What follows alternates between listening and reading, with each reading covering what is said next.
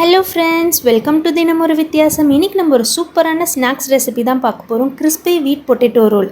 இது பார்த்திங்கன்னா மைதாவில் கூட செய்யலாம். நம்ம பார்த்திங்கன்னா கோதுமை மாவில் தான் செஞ்சுக்கிறோம். ரொம்ப ரொம்ப கிறிஸ்பியாக நல்லா டேஸ்டியாக இருக்கும் ஃப்ரெண்ட்ஸ். வாங்க இப்போது வீடியோக்குள்ளே போகலாம். ஃபஸ்ட் பார்த்திங்கன்னா ஒரு பவுலில் கோதுமை மாவு எடுத்துக்கலாம். நம்ம மைதாவில் கூட செய்யலாம், ஆனால் ஹெல்த்தி கோதுமை மாவுன்றனால கோதுமை மாவில் செஞ்சுருக்கோம். இதுக்கு தேவையான சால்ட்டு சேர்த்துக்கோங்க. 1/4 ஸ்பூன் ஆயில் சேர்த்துக்கோங்க. இது கூடவே 1/4 ஸ்பூன் எள்ளு சேர்த்துருக்கேன். நான் வெள்ளை எள்ளு சேர்த்துருக்கேன். இது எல்லாமே நல்லா இந்த மாதிரி மிக்ஸ் பண்ணிக்கோங்க.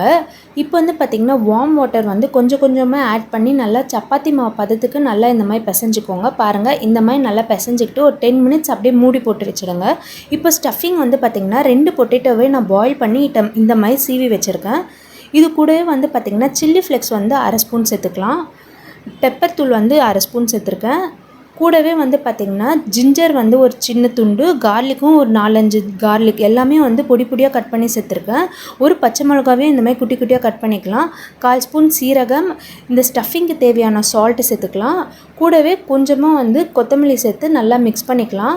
இது கூட பார்த்திங்கன்னா கார்ன்ஃப்ளவர் 2 ஸ்பூன் சேர்த்து நல்லா இந்த மாதிரி மிக்ஸ் பண்ணிக்கோங்க. இந்த மாதிரி நல்லா மிக்ஸ் பண்ணிவிட்டு நம்ம ஸ்டஃபிங்க்கு தேவையான ஷேப் இந்த மாதிரி உருண்டை பிடிச்சி தனியாக வச்சுக்கலாம். இப்போ நம்ம பிசைஞ்சு வச்ச சப்பாத்தி மாவை எடுத்து நல்லா சப்பாத்தி மாதிரி நல்லா மெலிசாக திரட்டிக்கோங்க. உங்களால் எந்த அளவுக்கு மெலிசாக திரட்ட முடியுமோ திரட்டிக்கிட்டு இந்த மாதிரி கட் பண்ணிக்கோங்க. நல்லா நீளமாக கட் பண்ணிவிட்டு நம்ம ரெடி பண்ணி வச்சோம்ல ஸ்டஃபிங், அதை இதில் வச்சு நல்லா ரோல் பண்ணிக்கோங்க. எண்டிங்கில் பார்த்திங்கன்னா கார்ன்ஃப்ளவரை தண்ணியில் மிக்ஸ் பண்ணிவிட்டு இந்த மாதிரி பேஸ்ட் பண்ணிங்கன்னா நல்லாவே ஸ்டிக் ஆகிடும். பாருங்கள், நம்ம ரெடி பண்ண ரோல் எல்லாமே ரெடி ஆகிடுச்சு. இப்போது ஒரு பேனில் ஆயில் விட்டு நல்லா ஆயில் ஹீட் ஆனதும் மீடியம் ஃப்ளேமில் வச்சு நம்ம ரெடி பண்ண ரோல் எல்லாத்தையும் போட்டு நல்லா ப்ரௌனிஷ் கலர் ஆகிற வரைக்கும் வச்சு நல்லா பொரிச்சு எடுக்கலாம். இங்கே பாருங்கள், நல்லா மீடியம் ஃப்ளேமில் வச்சு எடுத்திங்கன்னா நல்லா கோதுமை மாவில் நல்லா வெந்து நல்லா கிறிஸ்பியாக வரும் ஃப்ரெண்ட்ஸ்.